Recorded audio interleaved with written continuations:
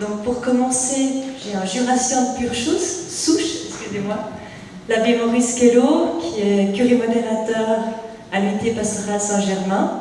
Je n'ai pas beaucoup de temps pour présenter un document aussi riche que l'encyclique du pape François.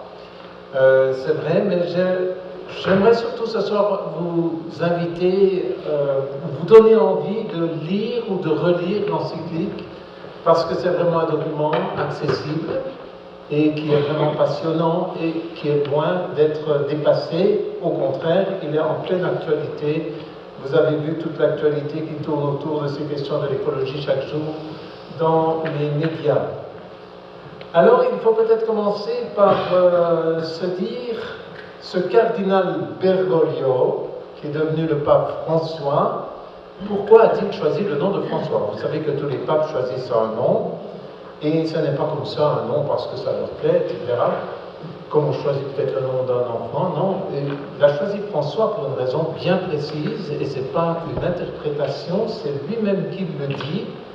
Ce n'est pas le fruit du hasard, il a vraiment voulu mettre son pontificat sous le patronage de Saint François d'Assise comme modèle de sainteté prophétique pour le monde d'aujourd'hui. Voilà pourquoi Saint François, donc, l'inspire beaucoup. Je cite le pape François dans l'encyclique au numéro 10. Je crois que Saint François est l'exemple par excellence de la protection de ce qui est faible et d'une écologie intégrale vécue avec joie et authenticité. Voilà, donc je ne voudrais pas terminer mon exposé, mon intervention, sans dire quelque chose d'important, à mon sens. Oui, parce qu'on dit, ah mais il faut que les politiques réagissent. Vous voyez, ben oui, les politiques doivent réagir, bien sûr, ils doivent faire leur travail de politique. Les autorités, quelles qu'elles soient dans les entreprises, tout le monde, effectivement, doit prendre sa part. Mais, n'est-ce pas, le problème, c'est que souvent, nous pensons que c'est les autres qui doivent faire quelque chose. Hein? Alors, je crois que le pape François, dans cette encyclique, veut nous montrer, et c'est pour ça qu'elle s'adresse à tous les chrétiens, parce qu'une encyclique, des fois, elle s'adresse aux évêques, aux prêtres, voilà. Mais non, l'encyclique Laudato Si s'adresse à chaque baptisé, et comme je l'ai dit, à tous les hommes de bonne volonté, parce que nous pouvons tous faire quelque chose. Parce que nous pouvons tous faire quelque chose pour mieux respecter la création. Hein? N'est-ce pas? On peut diminuer nos déchets, on peut changer d'attitude, on peut faire plein de choses, mais on peut en tout cas tous faire quelque chose. Et je pense que là aussi, ça fait partie du message du pape François.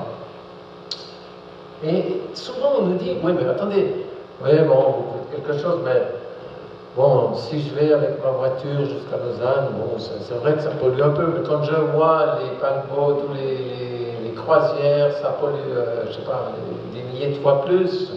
Alors à quoi bon? De toute façon, moi je me pose plus de questions, de toute façon ça pollue tellement, et moi je pollue tellement plus. Oui, mais justement, c'est là que le pape François parle de la dimension spirituelle, de la conversion.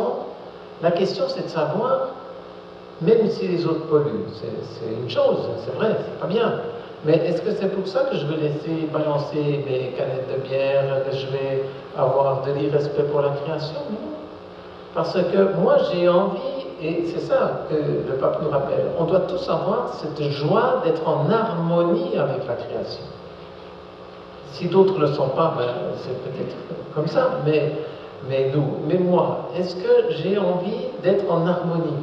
Ou bien est-ce que, comme les autres, je ne vais pas me soucier?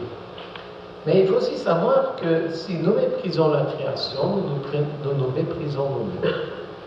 Parce que, et je terminerai par là, c'est certainement quelque chose que le pape François veut nous rappeler aussi. Attention, nous ne sommes pas en dehors de la création. Nous, les êtres humains, nous faisons partie de la création. Et donc, manquer de respect pour la création, c'est manquer de respect pour soi-même. Je vous remercie.